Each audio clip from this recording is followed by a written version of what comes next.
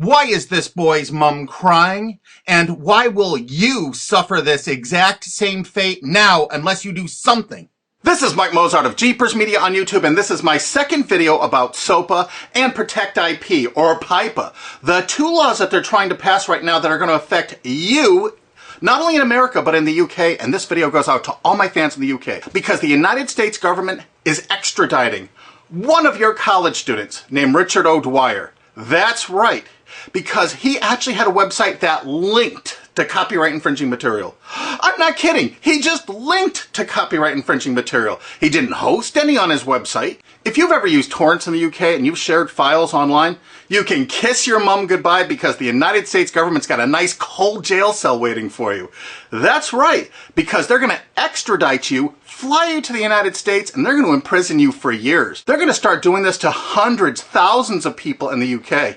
We got prisons we're building here to hold you all. Do you know the United States imprisons a greater proportion of its population than any other country on earth? Do you know that the country that imprisons the next greatest proportion is Russia? You know how tough Russia is.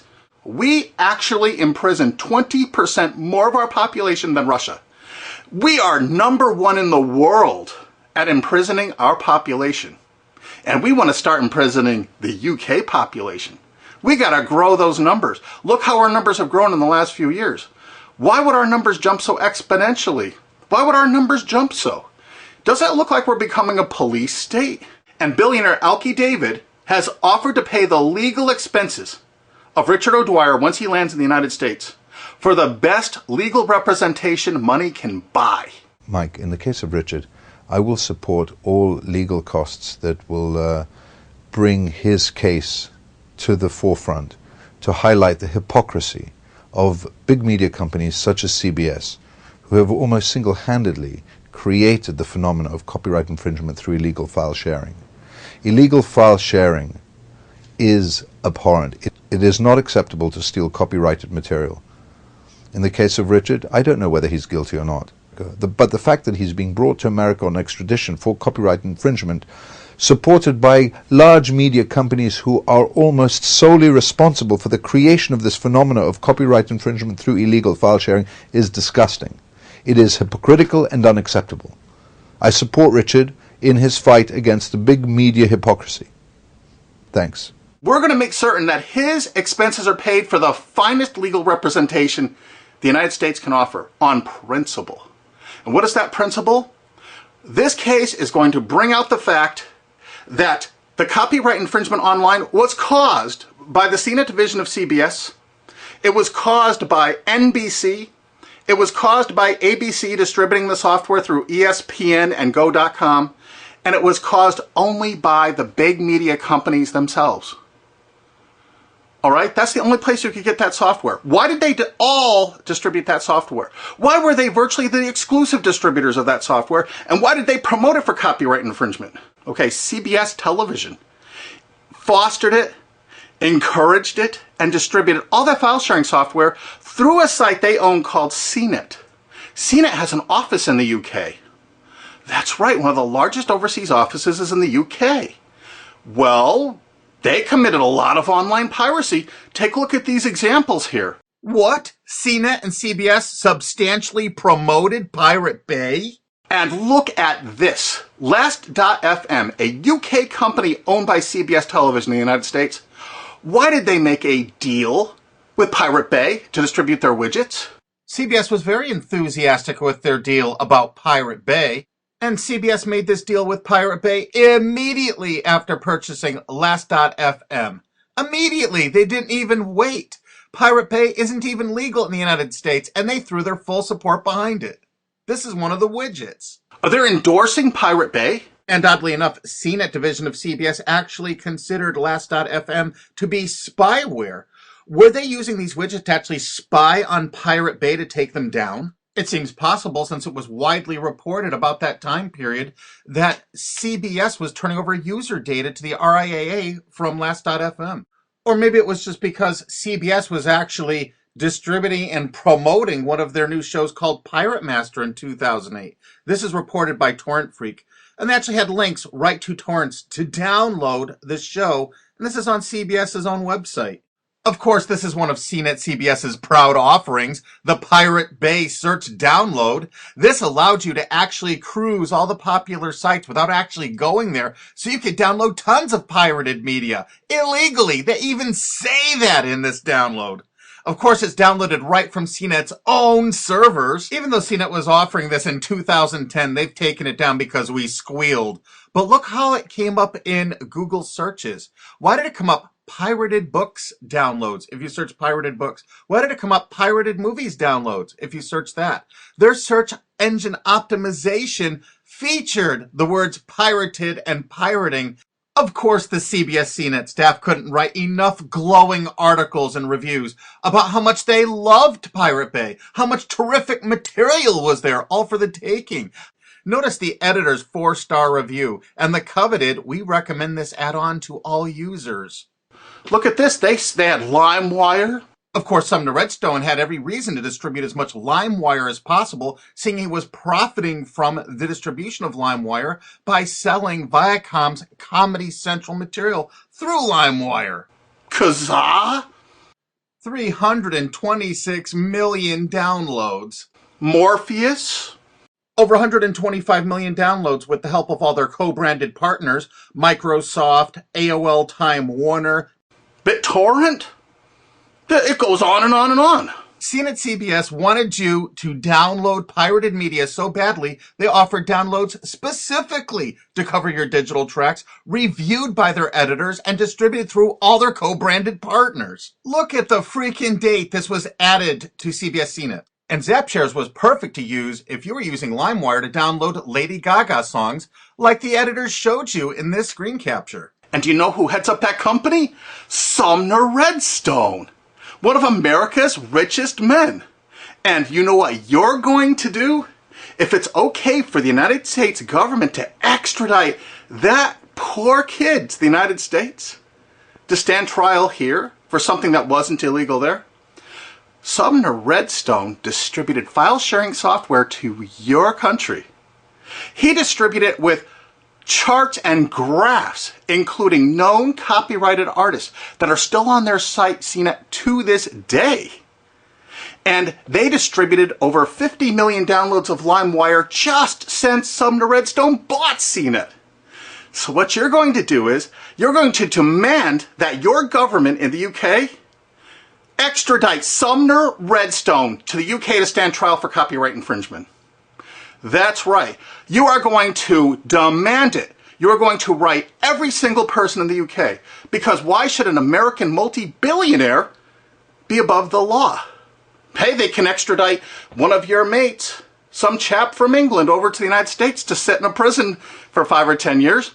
Let's go after who really caused the copyright infringement.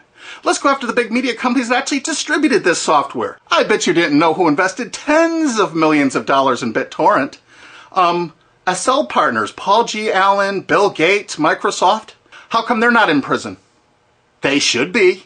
Why, Sumner Redstone's company Viacom, in their sworn statement of undisputed facts from Viacom versus YouTube, stated as fact notorious pirate sites like Napster, Kazaa, and BitTorrent.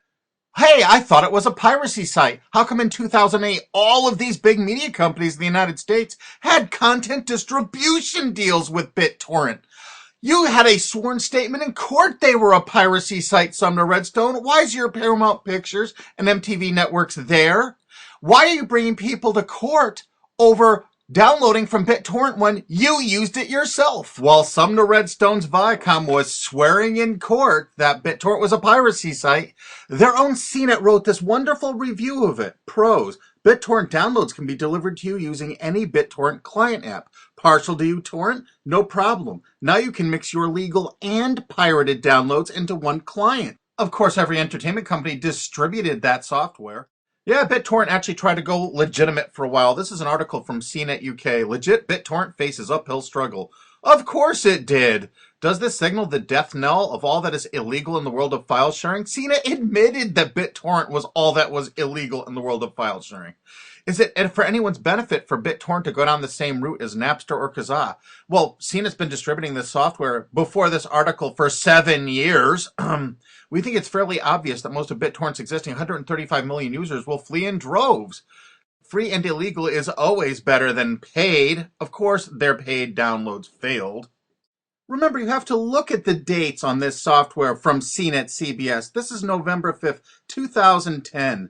Mega upload super search. So you don't even have to use a search board. It actually scans through mega uploads. CNET staff reviewed it and recommended it. Of course, CNET CBS loved rapid share. Look at this day added August 19th, 2008 when CBS owned it. The editors reviewed it and loved it. This particular little item lets you search rapid share with a special bot so you would never have to use an external site, downloaded right from their own servers. The CNET division of CBS offered dozens and dozens of BitTorrent toolbars, allowing you to search the different sites such as Pirate Bay, Torrent Spy, ISOHunt, without leaving the comfort of your own desktop or having to look at their advertising. They actually let you search it without going there.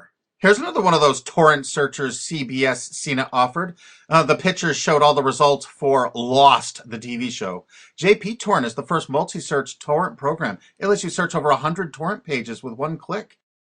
And feast your eyes on the picture the CNET editors provided for you so you can see how effective it is. They showed you a picture of the Lost TV show. They checked over 300 different torrents. These are the top 15. Mininova, Pirate Bay, ISOHunt, Torrent Spy. I think you get the idea that the whole point of downloading these was to find copyrighted TV shows. Huh, CBS? CNET CBS offered over 100 different torrent search tools. This one is Torrent Episode Downloader from 2009. Search and download torrents of new TV shows and episodes from the internet.